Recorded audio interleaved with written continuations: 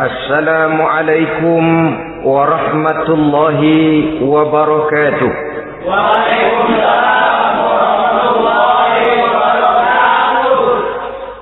Bismillahirrahmanirrahim.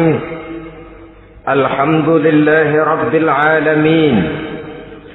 Wa bihi nasta'inu ala umuri dunya waddin. والصلاة والسلام على أشرف الأنبياء والمرسلين سيدنا ومولانا محمد وعلى آله وأصحابه المجاهدين الطاهرين أما بعد. Saudara-saudara kaum muslimin rahimakumullah, di dalam surah Al-Ankabut ayat 2 Allah subhanahu wa ta'ala memberikan peringatan. Ahasiban nasu ayyutraku ayyakulu amanna wa hum la yuftanun. Adakah manusia menyangka bahwa mereka akan dibiarkan saja mengucapkan amanna, dibiarkan saja mengatakan kami beriman kepada Allah, wa hum la yuftanun, padahal mereka belum diuji lebih dahulu. Ini berarti apabila seseorang sudah berani mengatakan amanna, kami beriman kepada Allah, maka hendaklah ia bersiap-siap untuk menghadapi ujian. Setelah ujian datang, barulah akan nampak nyata kadar dan kualitas keimanan yang dimiliki oleh seseorang. Timbul pertanyaan, mengapa orang yang beriman yang justru diuji oleh Allah Subhanahu wa ta'ala? Logikanya tentu ringan saja, bahwa yang mengikuti ulangan di sekolah tentu adalah anak-anak sekolah. Kalau tidak sekolah, tentu saja tidak perlu ikut ulangan. Makin tinggi kelasnya, makin berat soal ulangan yang diberikan kepadanya. Demikianlah dalam kehidupan beragama. Justru yang beriman, yang mendapat ujian dari Allah Subhanahu wa ta'ala, semakin tinggi nilai kualitas keimanannya, akan semakin berat ujian dan cobaan yang diberikan kepadanya. Nabi kita Muhammad sallallahu alaihi wasallam pernah pula memperingatkan. Beliau bersabda, "Inna ashaddal bala'i al-anbiya, thumma al-awliya, thumma al-ulama, thumma al-amsal fal-amsal, ubtuliyan nasu ala hasabi dinih." Sesungguhnya ujian yang paling berat adalah yang telah diberikan Allah kepada para nabi-nabi. Di bawah itu adalah para aulia, kemudian para ulama, bertahap ke bawah dan ke bawah, diuji setiap orang menurut keteguhan dan kekuatannya berpegang kepada agamanya. Jadi semakin teguh kita berpegang kepada ajaran agama, semakin dekat kita dengan aturan-aturan agama, semakin berat ujian dan cobaan yang datang menimpa kehidupan ini. Maka persoalan inilah yang akan kita bicarakan pada pertemuan kali ini, tentang cobaan-cobaan yang datang menimpa kehidupan kita. Pokok persoalannya adalah surah Al-Baqarah ayat 155. Allah Subhanahu wa ta'ala menjelaskan jenis-jenis ujian yang diberikan kepada kita orang-orang yang beriman. Dalam Al-Baqarah 155 itu Allah Subhanahu wa ta'ala menjelaskan, وَلَنَبْلُوَنَّكُمْ بِشَيْءٍ مِّنَ الْخَوْفِ وَالْجُوعِ وَنَقْصٍ مِّنَ الْأَمْوَالِ وَالْأَنفُسِ وَالثَّمَرَاتِ وَبَشِّرِ الصَّابِرِينَ الذين إذا أصابتهم مصيبة قالوا إنا لله وإنا إليه راجعون ولنبلونكم بشيء من الخوف. Dan tentu dan pasti, kata Allah, kami akan menguji kamu sekalian, kami akan mencoba kamu sekalian dengan sebagian kecil dari rasa takut, wal ju', rasa lapar, wa naqsim minal amwal wal anfusi was samarat, kekurangan harta, jiwa dan buah-buahan. Ada 5 macam jenis ujian yang dijelaskan di dalam Al-Baqarah 155 ini. Yang pertama, wala nabluwannakum bisyai'im minal khauf. Kami uji, kami coba kamu dengan sebagian kecil daripada rasa takut. Setiap manusia terlahir dengan membawa 2 sifat. Yang kontroversil, akan disebut apa seseorang bergantung kepada sifat mana yang lebih menonjol di dalam dirinya. Tiap orang punya rasa berani, tiap orang punya rasa takut. Kalau beraninya lebih besar daripada takutnya, ia dinamakan pemberani. Tapi kalau takutnya yang lebih besar daripada beraninya, ia dinamakan penakut. Tapi yang jelas, 2 sifat kontroversial ini memang ada dalam diri manusia. Akan diuji kamu sekalian dengan sebagian kecil daripada rasa takut. Takut yang kadang-kadang tidak beralasan. Yang kaya takut jatuh miskin, yang punya jabatan takut kehilangan kedudukan dan pengaruhnya, dan pada akhirnya yang hidup pun menjadi takut mati. Sesuatu yang sungguh tidak beralasan dan menimbulkan kegelisahan di dalam kehidupan. Mari kita lihat dampak yang ditimbulkan oleh rasa takut ini. Ada orang kaya yang takut jatuh miskin. Akibat rasa takutnya ini, pertama, ia menumpuk-numpuk harta sebisa-bisanya dengan menghalalkan segala macam cara. Tidak peduli halal haram, tidak ngerti hak batil, tidak tahu hak dan pantas dan ma'ruf munkar atau tercela.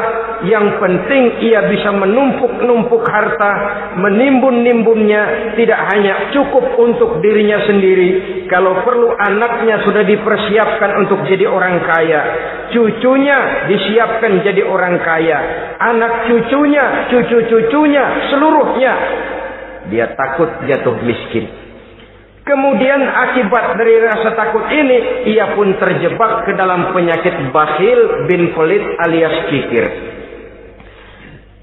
Tidak sedikit pun tergerak hatinya untuk memberikan bantuan dan pertolongan kepada mereka yang memang memerlukannya.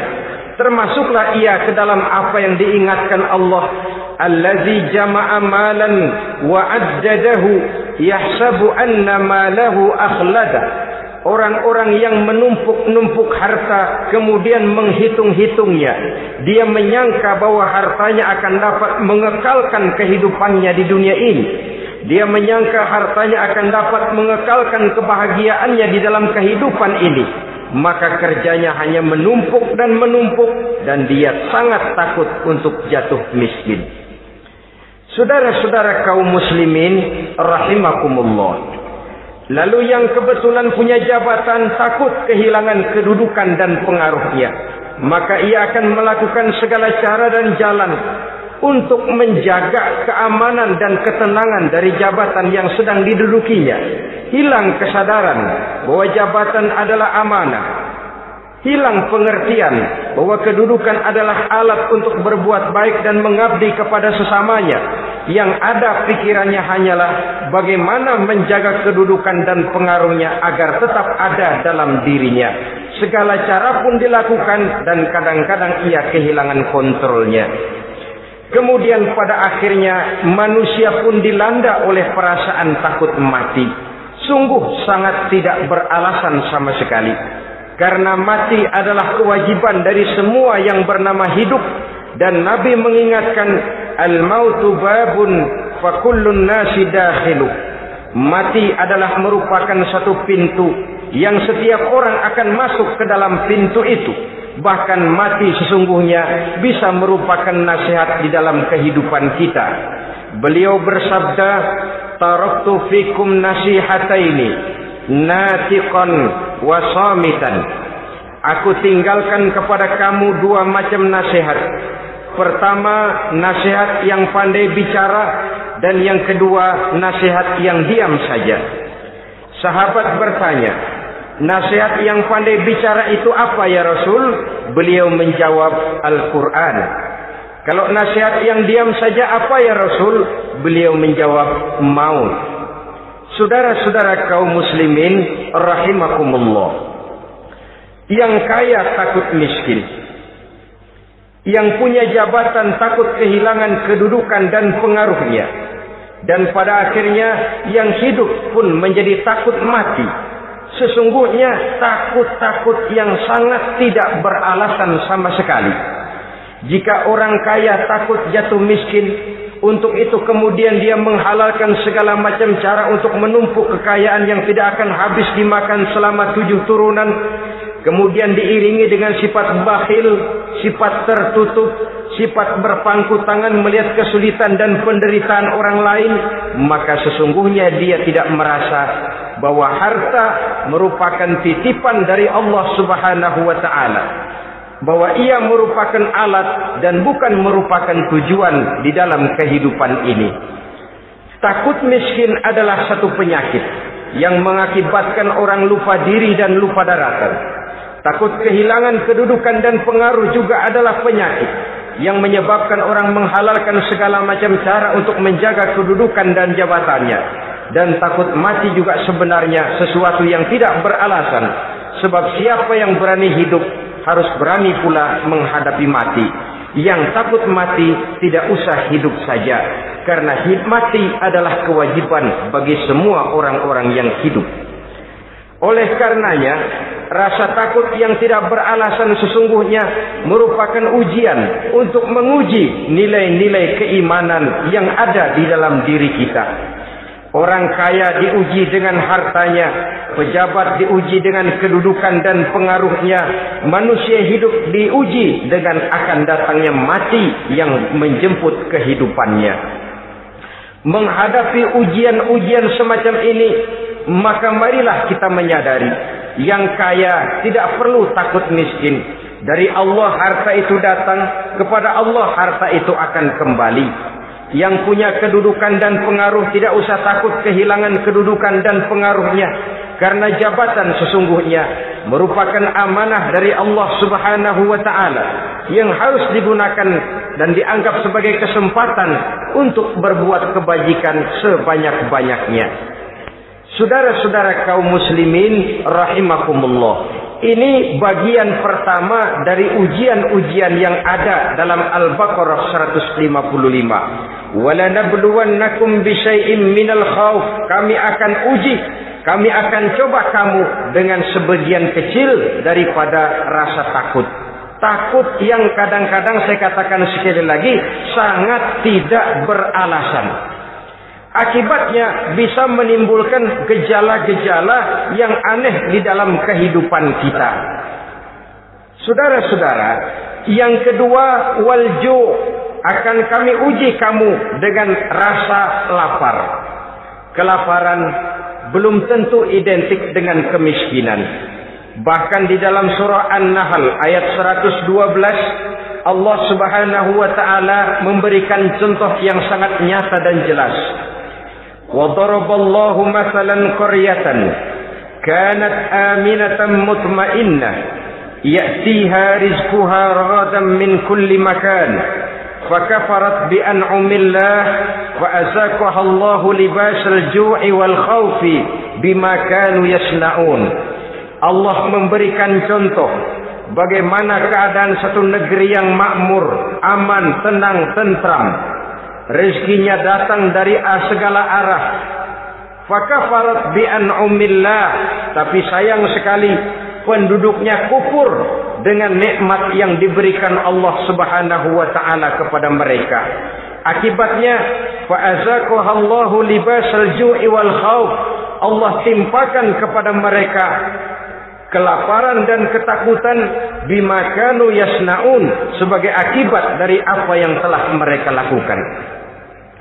Marilah kita melihat contoh dalam Al-Quran ini untuk mengadakan introspeksi di dalam diri dan kehidupan kita masing-masing.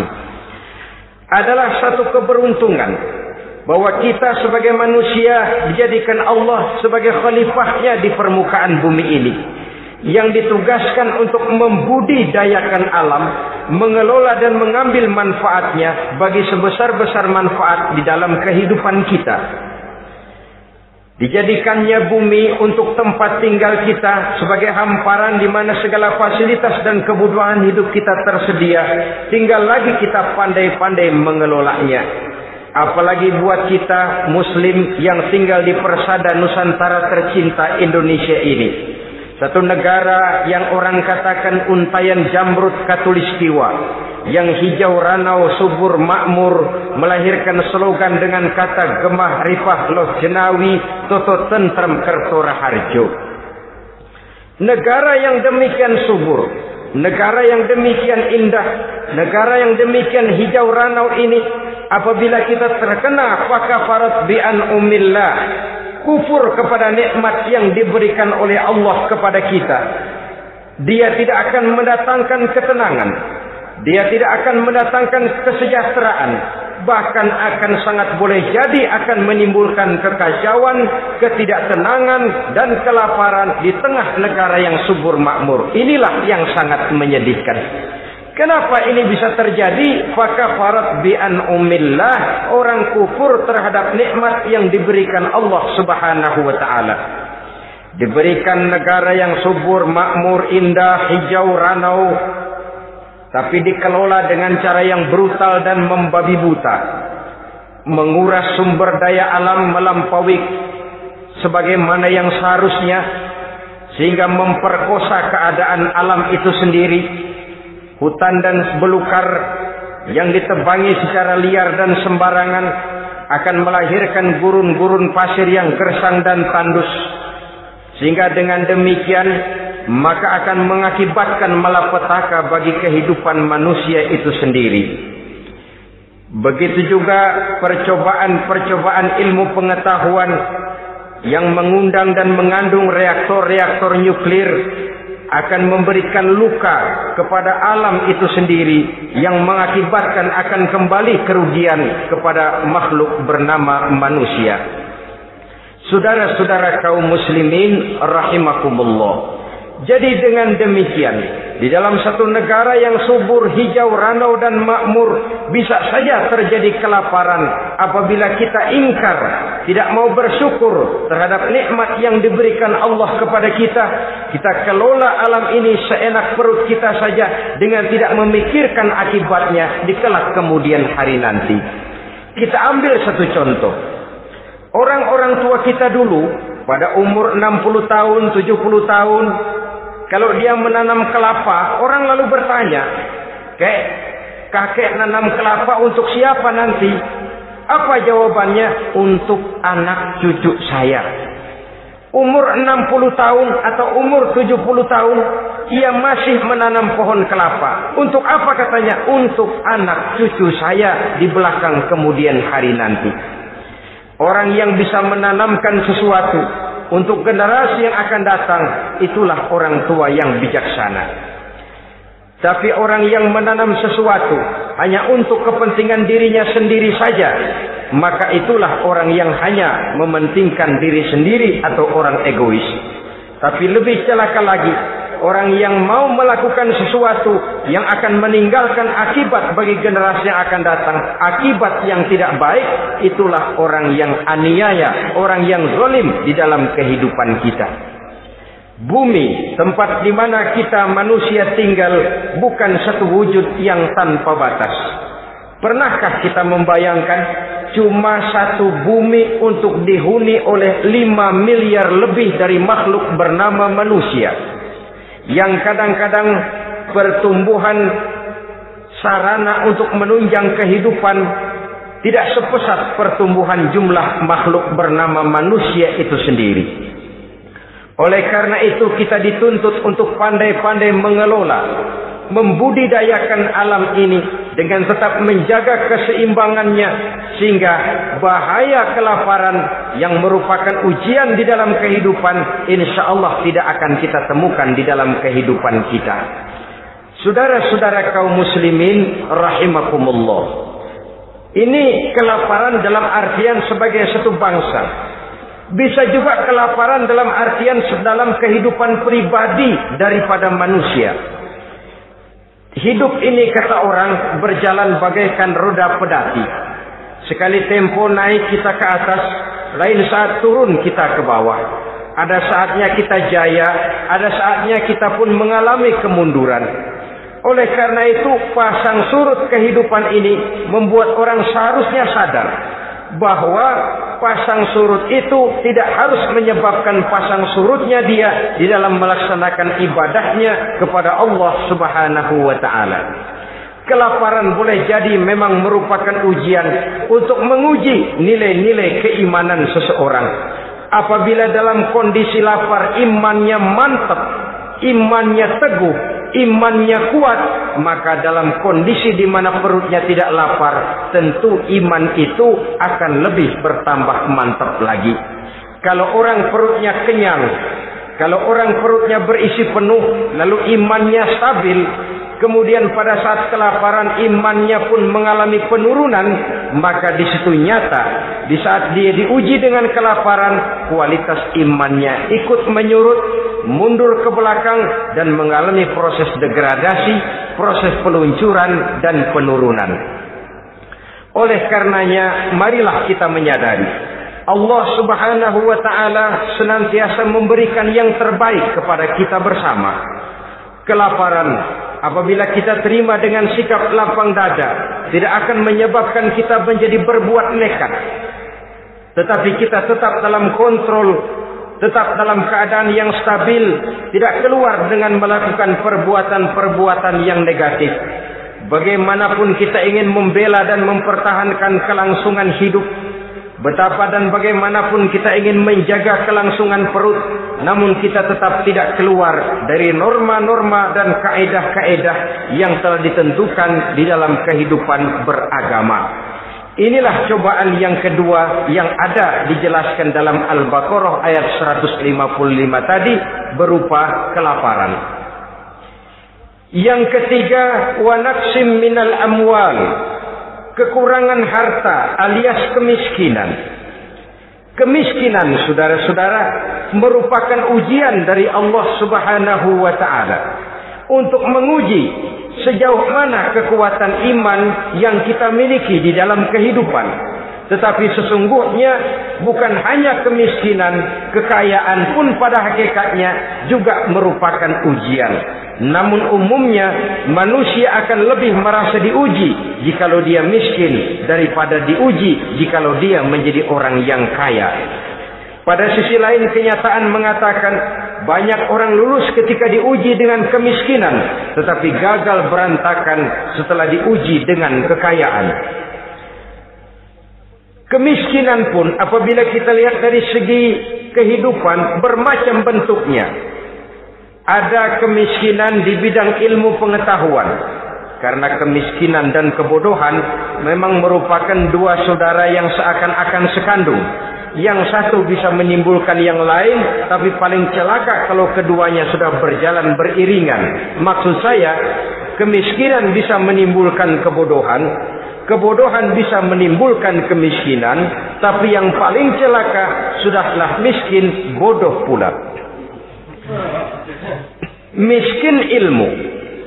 Yang kedua, miskin akhlak. Ini lebih parah lagi daripada miskin ilmu. Kalau miskin ilmu, orang sekadar goblok bin bodoh alias tolol, maka miskin akhlak ini menyebabkan orang kurang ajar, tidak punya budi pekerti, sehingga dengan demikian miskin akhlak sesungguhnya lebih bahaya daripada miskin ilmu. Adapun miskin yang kita kenal pada umumnya dan juga yang dimaksud dalam ayat ini adalah miskin harta. Imam Ali karramallahu wajhah pernah memberikan peringatan, kadal faqru ayyakuna kufran. Boleh jadi kemiskinan mendekatkan orang kepada kekufuran. Dengan kata lain, biasanya kemiskinan bisa membuat orang nekat. Kalau sudah nekat, maka bukan cuma harga diri yang terjual, bukan cuma keluarga yang terjual, bukan cuma nilai-nilai materi yang dimilikinya yang terjual, bahkan iman dan keyakinannya. akidah dan pandangan hidupnya pun tidak akan segan-segan digadaikannya, dijualnya untuk mengatasi kelaparan dan kemiskinan itu tadi. Padahal selalu diingatkan, pandangan dan keyakinan, iman sesungguhnya merupakan intan paling mahal, sesungguhnya merupakan mutiara paling berharga di dalam kehidupan kita. Maka kemiskinan memang merupakan ujian. Banyak orang yang kebal berhadapan dengan segala macam cobaan, tapi pada saat diuji dengan kemiskinan, ia tidak tahan diri, ia tidak sanggup menjaga dan mempertahankan akidahnya, maka akidah yang cuma satu-satunya pun ikut terjual juga adanya. Saudara-saudara kaum muslimin rahimakumullah, mari kita menelusuri bahwa sesungguhnya Nabi menyatakan, ajaban li amril muslim, inna amrahu kullahu lahu khair. Aneh kata Nabi, aku heran kata Nabi, urusan orang Islam ini sesungguhnya semuanya baik. Baik bagaimana? Kalau dia kaya, dia bersyukur, dan itu baik. Kalau dia miskin, dia bersabar, itu juga baik. Jadi kaya bagi orang Islam baik, miskin bagi orang Islam juga baik. Kalau dia kaya, dia kan bisa berkata, alhamdulillah saya kaya, mudah-mudahan harta ini bisa menunjang ibadah saya kepada Allah Subhanahu wa taala. Baik. Kalau dia miskin, dia juga berkata, alhamdulillah saya miskin, mudah-mudahan di akhirat nanti pemeriksaannya tidak lama-lama seperti orang kaya. Ya kalau melarat yang mau diperiksa apaan? Memang nggak punya apa-apa. Yang kaya boleh jadi pemeriksaannya rada surat, banyak sikutannya. Saudara-saudara kaum muslimin, dua persoalan ini baik kalau kita tidak salah terima. Mana yang lebih baik? Tentu yang lebih baik menjadi orang kaya yang bersyukur. Dan itu memang wajar. Kaya syukur, miskin sabar. Yang luar biasa kalau mau tahu, miskin syukur. Kalau kaya syukur memang mestinya. Miskin sabar, ya mestinya lah. Miskin kagak sabar mau kemana? Tapi yang luar biasa sesungguhnya, miskin syukur. Syukur bagaimana? Ya seperti saya katakan tadi, alhamdulillah, mudah-mudahan di akhirat nanti pemeriksaannya tidak lama seperti orang yang kaya. Sehingga kata Nabi, setiap persoalan yang dihadapi umat Islam baik bagi dia. Miskin baik, kaya baik, asal orang tidak salah terima. Tapi sebaliknya, kalau salah terima, kaya lupa diri, miskin lupa daratan. Pada posisi di mana dia sebenarnya tidak bisa menerima kenyataan dengan baik, akhirnya kehilangan kontrol. Saudara-saudara kaum muslimin rahimakumullah. Karena itu pada pertemuan kali ini saya ingin mengajak kita bersama. Marilah kita menyadari betapapun kemiskinan yang datang menimpa, seluruhnya merupakan ujian yang datang dari Allah untuk menguji nilai-nilai keimanan kita. Jangan iman itu berubah, jangan akidah itu bergoyah, jangan keyakinan dan pandangan hidup itu tertukar dengan keyakinan dan pandangan hidup lainnya. Bahkan dalam kemiskinan, orang biasanya menemukan diri dan kepribadiannya. Dalam kemiskinan, orang bisa berjalan lebih lurus untuk mendekati Allah Subhanahu wa taala. Sesungguhnya kemiskinan bukan merupakan sesuatu yang harus kita takuti, apalagi kalau ia memang merupakan ujian. Kemiskinan yang merupakan ujian adalah kemiskinan yang akan berakhir dengan kebaikan. Saudara-saudara kaum muslimin, tapi jangan lupa membicarakan pokok persoalannya. Ini kalau kemiskinan menimpa orang-orang yang beriman, itu yang ujian.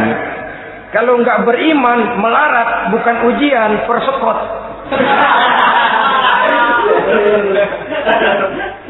Lah orang lalu bertanya, Pak, kalau orang kafir kaya bagaimana? Nah, begini saudara-saudara, dalam agama itu ada yang disebut nikmat, ada yang disebut istidraj.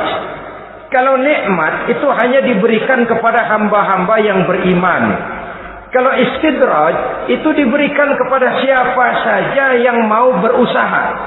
Tidak soal dia beriman atau tidak, tidak soal dia mau bersujud atau tidak, asal dia berusaha dia dapat. Itu yang dinamakan istidraj. Seperti orang mancing ikan, mesti diberikan umpan. Setelah umpan itu dimakan, tidak langsung ditarik, tapi diulur dulu.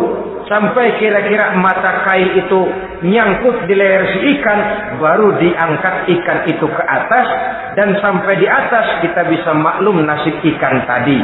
Bisa digetok, bisa dibacok, bisa digoreng, bisa dipepes. Tapi yang jelas nasibnya merana.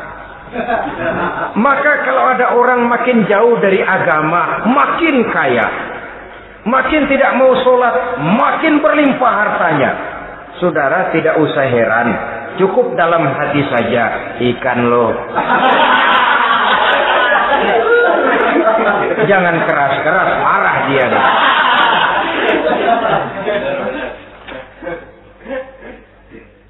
Kemiskinan apabila didasari dengan sikap keimanan merupakan ujian untuk menguji kualitas keimanan seseorang. Bahkan satu hadis menyatakan apabila Allah mencintai seorang hamba, maka diujinya hamba itu karena Allah ingin mendengar liyasma'a tadarru'ahu, ingin mendengar ratapan orang tadi. Sama juga kita, kadang-kadang karena cinta benar kepada anak kita yang mungil, suatu saat kita ingin mendengar dia nangis, kita cubit dia. Bukan karena gemes, bukan karena benci, ingin mendengar nangisnya kok indah begitu. Saudara-saudara kaum muslimin rahimakumullah. Jadi jangan sampai ada pertanyaan, saya kan sembahyang rajin banget, kenapa miskin ya? Apabila sekali lagi didasari dengan sikap keimanan, maka kemiskinan merupakan ujian. Dan tentu anak sekolah itu kalau lagi ujian berat, capek, sakit hati, peras keringat, banting tulang, kepanasan, kehujanan, kenikmatan baru akan dia rasakan pada saat terima rapot pengumuman kenaikan kelas. Di situ kenikmatannya terasa. Demikian menghadapi ujian, kita cuma mengeluh, kenapa ada rasa takut, kenapa kelaparan, kenapa kemiskinan. Di balik semua itu, apabila kita sudah merasakan naik kelas, akan terasalah kenikmatannya.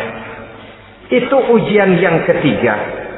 Yang keempat yang diceritakan dalam Al-Baqarah 155, wal anfus ay wa naqsim minal anfus, kekurangan jiwa atau kematian. Saudara-saudara, yang hidup takut mati, padahal semua makhluk hidup harus berani mati. Bagaimanapun takutnya kita kepada mati, bisakah kita menghindarkan diri dari dia? Bagaimanapun kita tidak ingin bertemu malaikat maut, kemana kita akan lari bila dia datang mengetuk pintu? Bagaimanapun kita ingin menghindar dari pertemuan dengannya, kemana kita akan lari apabila dia sudah datang hendak menjemput nyawa? Karena itu memang ada satu prinsip yang dijelaskan oleh para ulama kita, iskariman au mut syahidan. Mati dan hidup dua hal yang tidak terpisahkan. Oleh karenanya, kalau memang hidup, hiduplah secara mulia. Kalau mati, matilah secara syahid. Hidup mulia atau mati syahid. Jangan terbalik. Hidup sia-sia, mati konyol. Nilai yang tidak ada artinya. Alangkah nikmatnya hidup yang berisi kemuliaan, dan alangkah indahnya mati dalam nilai syahid.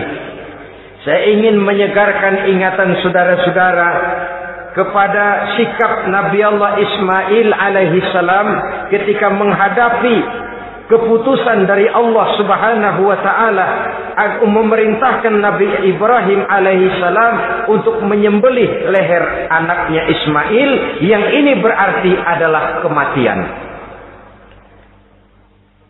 Ketika datang perintah untuk menyembelih leher Nabi Ismail, Nabi Ibrahim berkata kepada putranya, "Ya bunayya inni ara fil manami anni azbahuka fanzur maza tara." Ananda Ismail, ayah mimpi diperintah oleh Allah untuk menyembelih lehermu. Menurut pendapatmu bagaimana mimpi ini, nak? Laksanakan atau tidak usah?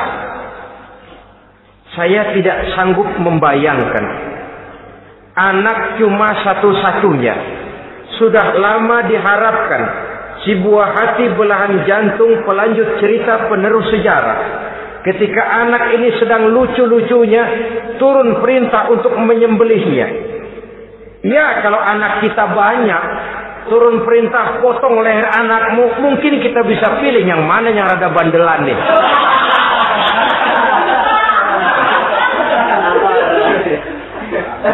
Tapi ini anak cuma satu-satunya. Lucu, sudah lama diharapkan.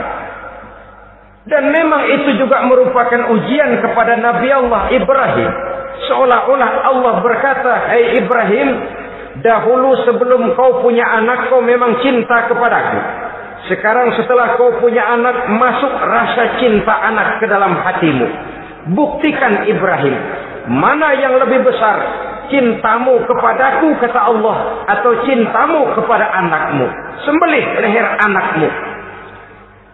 Ternyata kemudian sejarah menyatakan Nabi Ibrahim cinta kepada Allah, beliau pun cinta kepada putranya. Tapi cintanya kepada Allah lebih besar daripada cintanya kepada putranya. Sehingga ketika turun perintah penyembelihan, itu pun dilaksanakannya, tapi tetap musyawarah dulu. Yakin itu memang perintah Allah, beliau toh mengajak dialog putranya. Ini yang penting dalam kehidupan kita. Dialog. Nah, bapak mimpi diperintah Allah untuk menyembelih lehermu. Menurut pendapatmu bagaimana, nak? Laksanakan atau tidak? Yakin itu perintah Allah, tapi asas musyawarahnya tidak beliau tinggalkan. Walaupun yakin orang tua berbuat untuk kebaikan anak, alangkah baiknya anak diajak bicara. Sehingga dengan hasil pembicaraan ini nanti kita akan mengerti gejala perkembangan dan kemauan dari jiwa si anak tadi. Saudara-saudara kaum muslimin, apa jawaban Nabi Allah Ismail yang ketika itu masih remaja? Beliau menjawab, "Ya abatif al-ma tu'mar, satajiduni insyaallahu minas sabirin." Bapak, jikalau memang ini memang perintah Allah, laksanakan saja Bapak. Tidak usah ragu. Mudah-mudahan nanti Bapak akan menemukan saya termasuk ke dalam golongan orang-orang yang sabar. Ini pantulan doa Nabi Ibrahim dahulunya ketika meminta seorang keturunan yang merupakan anak yang soleh. Jawaban dari anak yang soleh. Kalau memang ini perintah Allah, Bapak laksanakan saja. Saya insya Allah termasuk ke dalam golongan orang-orang yang sabar. Kalau Allah memerintahkan Bapak untuk menyembelih leher saya, silahkan Pak. Saya ikhlas, saya ridho, saya rela untuk memenuhi perintah Allah Subhanahu wa Ta'ala. Ini jawaban anak soleh. Sebab itu sering saya katakan, kalau kita cuma punya anak pintar tidak soleh, mungkin jawabannya nggak begini. Nak, Bapak diperintah motong leher kamu, nak, bagaimana pendapatmu? Mungkin dia jawab, Bapak aja yang tuaan, Pak.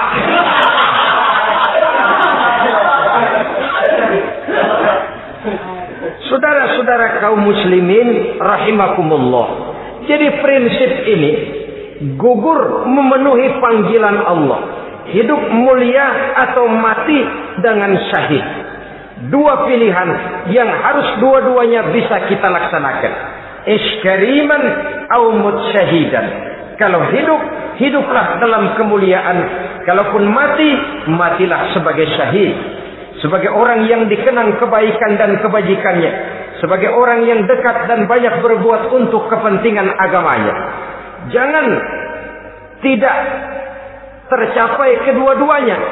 Hidup tidak punya nilai, mati pun tidak punya arti. Sia-sia semuanya. Kita masih hidup, orang anggap enggak ada. Dalam istilah tauhid disebut wujuduhu ka'adamihi. Adanya sama dengan tidak adanya. Dia sih ada apa enggak ada sama, gitu-gitu juga. Alangkah ruginya kalau ada kita dianggap sama dengan tidak ada. Apalagi kalau kita sudah tidak ada, ya tidak ada beneran. Iskariman au mutsyahidan. Hiduplah mulia atau matilah sebagai syahid. Saudara-saudara kaum muslimin rahimakumullah. Mati sesungguhnya juga merupakan ujian. Untuk menguji sejauh mana persiapan yang sudah kita lakukan di dalam kehidupan ini untuk menyambut. Dan tidak cuma sekedar untuk menyambut, tapi juga untuk mengarungi kehidupan sesudah kematian itu sendiri. Sebab kematian bukan akhir dari segalanya. Kematian cuma satu pintu di mana kita akan masuk dan akan berjalan kembali menelusuri fase-fase kehidupan yang telah ditentukan oleh Allah Subhanahu wa taala. Saudara-saudara kaum muslimin rahimakumullah. Pembicaraan tentang kematian ini pun bisa kita evaluasi. Ada yang takut mati usahanya, ada yang takut mati karirnya, ada yang takut mati rezekinya, ada yang takut mati batinnya, ada yang takut mati jasmaninya, dan lain sebagainya. Seluruh ketakutan kepada kematian itu memang merupakan hal yang wajar. Ada yang takut mati usahanya, ada yang takut mati karirnya, ada yang takut mati rezekinya.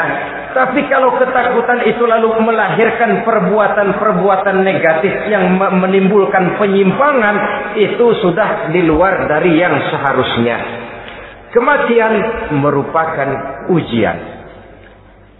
Menghadapi segala macam ujian termasuk kematian ini akan kita bicarakan pada bagian penutup nanti. Yang kelima, saudara-saudara, ujian yang dijelaskan dalam Al-Baqarah 155 tadi, wa naqsim minas samarat, kekurangan buah-buahan. Kekurangan buah-buahan bisa berarti paceklik. Ini juga bisa diakibatkan oleh apa yang dijelaskan dalam An-Nahl 112 tadi.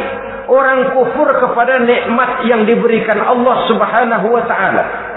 Orang jauh dari petunjuk-petunjuk agama, merasa segala persoalan bisa dipecahkan dengan kemampuan otaknya, hilang rasa ketergantungannya kepada Allah Subhanahu wa taala. Maka usahanya bisa berakhir dengan yang tidak diharapkan. Sudah bikin target, tahun ini kita bakal panen raya besar. Tahu-tahu tikus ngamuk. Habis padi digarap oleh tikus, panen bisa gagal.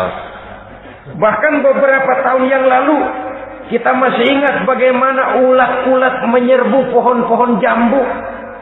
Ribuan batang pohon jambu, ribuan pohon-pohon jambu itu mati. Lalu jambu-jambu itu tidak bisa lagi dimanfaatkan dalam kehidupan. Tikus yang menyerbu sawah, ulat yang menyerbu pohon-pohon jambu, angin topan, puting beliung, gempa bumi, itu sudah proses-proses di luar kemampuan manusia untuk mendeteksinya. Disinilah manusia harus sadar bahwa setelah ia berusaha dan berusaha sesuai dengan keterikatannya kepada hukum alam, kepada sunnatullah, maka ia harus punya sandaran vertikal kepada Allah Subhanahu wa taala. Agar bila usahanya berhasil, dia tidak lupa diri dan lupa daratan. Dan apabila usahanya kemudian ternyata gagal, dia tidak menjadi putus asa, buruk sangka, sempit hati, cuplik pandangan. Cobaan datang dari Allah Subhanahu wa taala berupa kekurangan buah alias paceklik. Saudara-saudara, menghadapi cobaan dan ujian yang saya katakan tadi, 5 macam ini, apa konsepnya, apa jalan keluarnya? Ayat selanjutnya dalam kalimat tadi menjelaskan wabasyiris sabirin, menghadapi ujian-ujian dalam hidup, baik rasa takut, kelaparan, kemiskinan, kematian, kekurangan harta, kekurangan buah-buahan. Wabasyiris sabirin, gembirakan orang-orang yang sabar. Menghadapi segala macam ujian tadi, gembirakan orang-orang yang sabar. Siapa orang yang sabar itu? Allazina iza asabathum musibatun qalu inna lillahi wa inna ilaihi raji'un. Yaitu orang-orang yang apabila menghadapi ujian, ditimpa musibah, mereka berkata, sesungguhnya kami berasal dari Allah dan sesungguhnya kepada Allah pula kami akan kembali. Bukan cuma sekedar ucapannya, tapi penghayatannya kepada filsafat yang terkandung di dalam kalimat itu tadi. Maka jadilah dia semacam lipstick, jadilah dia semacam dekorasi. Apabila kita berjanji dan dalam hati kita sudah ada kemungkinan besar kita tidak akan datang, kita tetap menggunakan kata-kata insya Allah. Padahal yang jelas tidak akan mau datang adalah kita. Kita sandarkan dan kita kembalikan itu kepada Allah. Sesungguhnya kami berasal dari Allah. Sesungguhnya kepada Allah juga kami akan kembali. Bukan cuma sekedar ucapannya, tapi juga penghayatan kepada filsafat yang terkandung di dalamnya. Kalau suatu saat kita harus kehilangan harta yang kita miliki, kenapa tidak berpikir inna lillahi wa inna ilaihi raji'un? Bahwa dulu pun ketika lahir ke dunia ini tidak ada harta yang saya bawa. Kalau sekarang harta itu hilang, inna lillahi wa inna ilaihi raji'un. Itu yang saya maksud. Kalau sekarang, kalau suatu saat kita harus melepaskan pangkat jabatan yang kita sayangi, kenapa kita tidak kembali kepada inna lillahi? Dulu pun ketika waktu lahir ke dunia ini tidak ada pangkat dan jabatan yang saya bawa. Kalau sekarang harus pensiun, inna lillahi wa inna ilaihi raji'un. Ini kadang-kadang enggak dengar mau mutasi, mau pensiun, mulutnya inna lillahi, tapi gerbek-gerbek dukun diusul.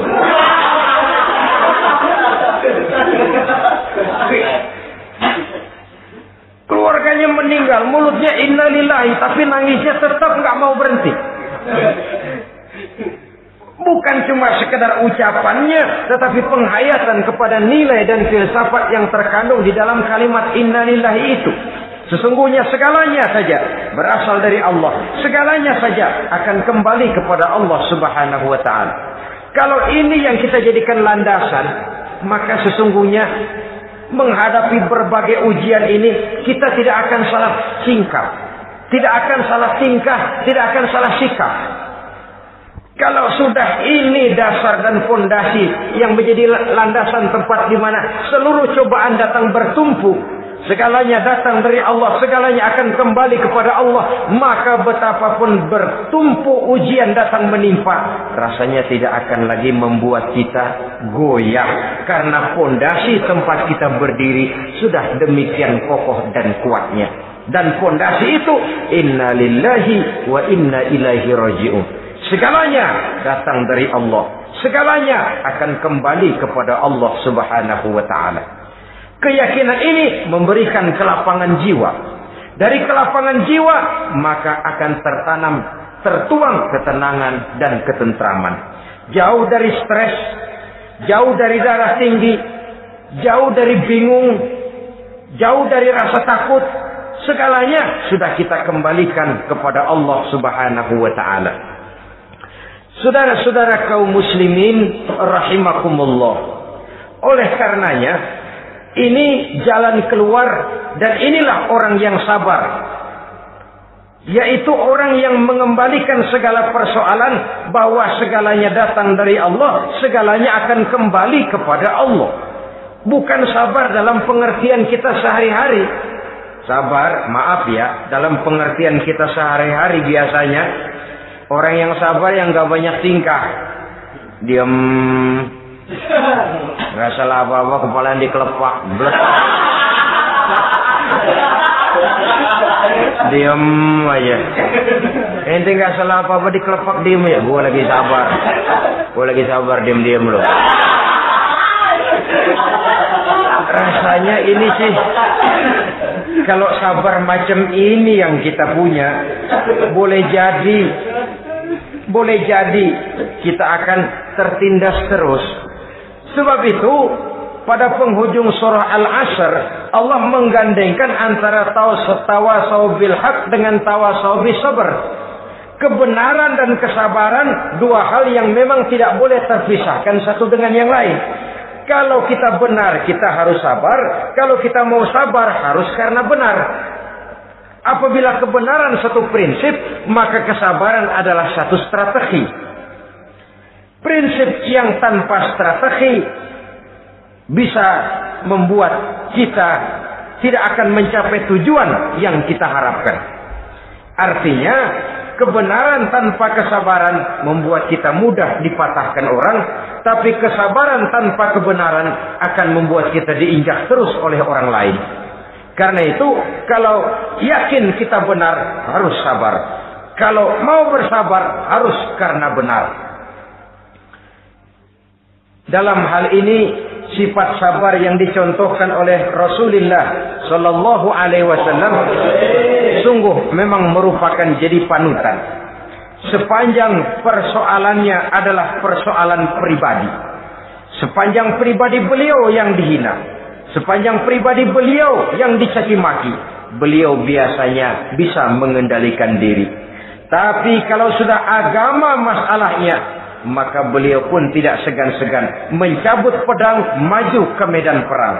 Bukan untuk memaksakan agama dan keyakinan, karena agama dan keyakinan memang tidak bisa dipaksakan, tapi untuk menjaga, membela dan mempertahankan agama dari hinaan, cemoohan dan caci maki orang lain.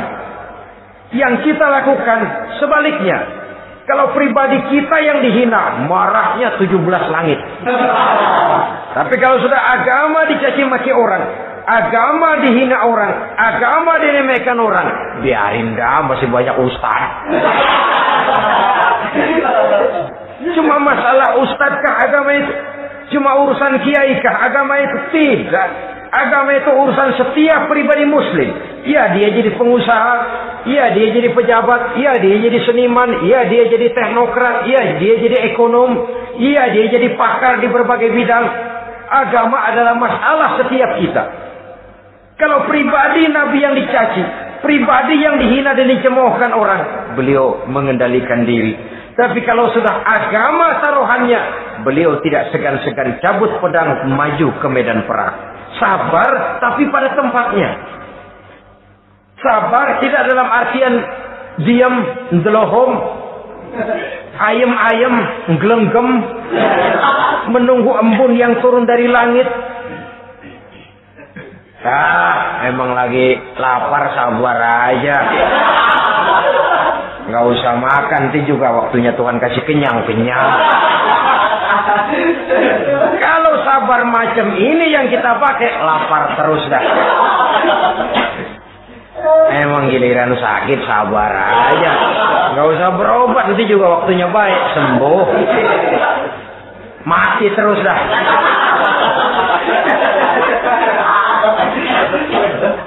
Ya perkara ada orang sakit tidak berobat sembuh, itu hak Allah. Tapi tidak boleh kita jadikan sandaran, apalagi kalau makom kita dengan Allah masih sedemikian jauhnya. Itu hanya ucapan dari orang-orang yang makom dia dengan Allah itu sudah tidak ada jarak. Permohonannya dipenuhi, kehendaknya dituruti, sebab dia dengan Allah sudah sedemikian dekatnya. Kalau kita masalahnya, yang antara kita dengan Allah ini dilapisi oleh dosa dan kesalahan yang kita kerjakan sendiri, rasanya kita masih harus banyak berbuat sesuai dengan keterikatan kita kepada sunnatullah itu. Orang yang sabar adalah orang yang sadar kepada hakikat dan filsafat yang terkandung di dalam kalimat inna lillahi wa inna ilaihi raji'un. Segalanya datang dari Allah, segalanya pun akan kembali kepada Allah. Harta yang hilang tidak membuat kita gundah, pangkat yang harus kita tanggalkan, tidak membuat kita kecil hati dan tidak akan meninggalkan medan pengabdian. Kenapa? Kita cuma menganggap itu satu titipan. Lain kalau kita anggap itu punya kita, jabatan punya kita. Nah, itu yang kita suka wangkeng. Saudara-saudara kaum muslimin, kesimpulannya banyak cobaan-cobaan dalam hidup. Yang dibicarakan dalam Al-Baqarah 155 ini sebagian kecil dari rasa takut, kelaparan, kemiskinan, kematian, dan kekurangan buah-buahan. Menghadapi segala macam ujian tadi, kembalilah kita kepada dasar inna lillahi wa inna ilaihi raji'un. Segalanya datang dari Allah, segalanya pun akan kembali kepada Allah. Semoga dengan sikap ini kita akan lapang dada menghadapi ujian dan akan semakin tangguh iman dan akidah kita menghadapi cobaan yang datang menimpa. Inilah pertemuan pada kali ini, semoga ada manfaatnya. Terima kasih atas segala perhatian, mohon maaf atas segala kekurangan. Usikum wa nafsi bitaqwallah. Wassalamualaikum warahmatullahi wabarakatuh. Waalaikumsalam.